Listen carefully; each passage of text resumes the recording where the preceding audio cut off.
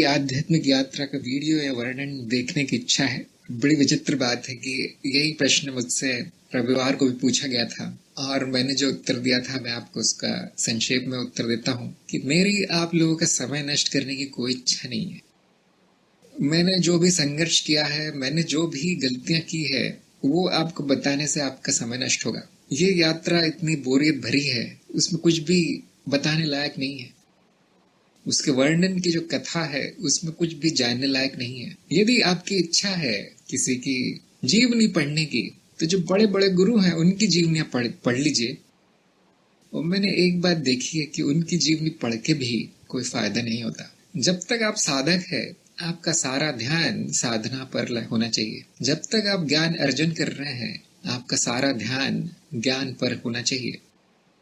इसकी जीवनी, उसकी जीवनी, इसकी यात्रा, उसकी यात्रा, आपका समय नष्ट होगा, कोई ज्ञान नहीं मिलेगा आपको। अब मैं आपको बता दूं कि पहले मैं यहाँ रहता था, वहां रहता था, मेरा ये अज्ञान था, मैं ये सोचता था, मुझे ये दुख हुए, वो दुख हुए, पहले यहाँ नौकरी करता था, फिर वहां नौकरी करता था, फिर कोई नौकरी नहीं करता था।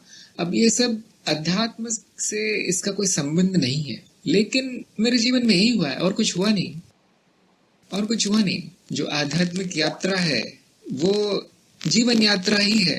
अब मैं ये बताऊंगा कि एक दिन मैं बैठा था, मेरे मन में विचार आया कि इस प्रश्न का क्या उत्तर होगा। अब मैंने यहाँ ईमेल किया, वहां फोन किया, ट्रेन पकड़ के यहाँ गया, वहां गया, इस आश्रम में गया। आपका उससे कुछ भी लाभ नहीं होने वाला। और यदि मैं ईमानदारी से कहूँ तो मुझे कुछ याद भी नहीं है कि मैंने क्या किया।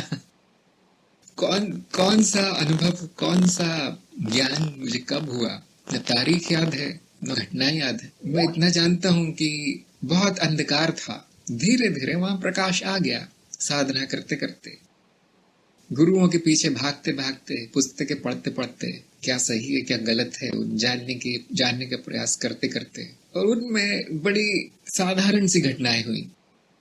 एक दो घटनाएं आप कह सकते हो चमत्कारी लगती, लेकिन आजकल कुछ भी चमत्कार नहीं लगता मुझे। आजकल एक भी घटना चमत्कार नहीं लगती। आप इस संसार का सबसे बड़ा चमत्कार ले आइए, ज्ञान का प्रकाश पड़ते ही वो साधारण हो जाता है, उसमें कोई रुचि भी नहीं बची अब किसी चमत्कार में। जैसे लोग प्रयोग कर रहे हैं, वो कहते हैं मुझे ये अनुभव हुआ, मुझे वो अनुभव हुआ, मुझे सुन के नींद आ जाती है। उसमें कुछ भी नहीं रखा है, अनुभव में कुछ नहीं है, जीवन में कुछ नहीं है, इस यात्रा में कुछ सीखने लायक नहीं है। मेरा एक ही सुझाव है, अंधकार को देखें, अज्ञान को देखें, जल्दी से जल्दी उसको खत्म करें। बाकी सब इधर उधर भटकाव है। मैं ये जानना चाहता हूँ, नहीं, कुछ नहीं जानना है आपको, केवल वही जानना है जो आपको अंधकार में रखता है।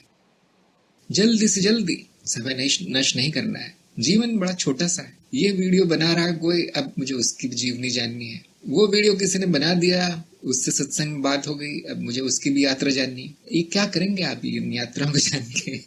मृत्यु के तुरंत बाद आपकी स्मृति शून्य हो जाएगी। क्या बचेगा मृत्यु के बाद? चेतना बचेगी। इस सपने की तरह सारा को सारा बह जाएगा, जैसे लहर आती है और आपने जो रेत में चित्र बनाए हैं बह जाते हैं। मृत्यु के 5 मिनट बाद, 10 मिनट बाद कोई नहीं बचेगा। न मैं बचूंगा, ना आप बचेंगे, ना आपका परिवार बचेगा, ना आपके जीवन की कोई घटना बचेगी। सब मिट जाएगा, चेतना बचेगी।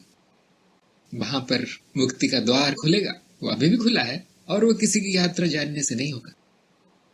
तो जैसा कि मैंने निर्देश दिए हैं, उन निर्देशों पर चलें तो व्यवस्थित रहेगा, क्योंकि ये कार्यक्रम हमने व्यवस्थित तरीके से सीखने के लिए ही चलाया है।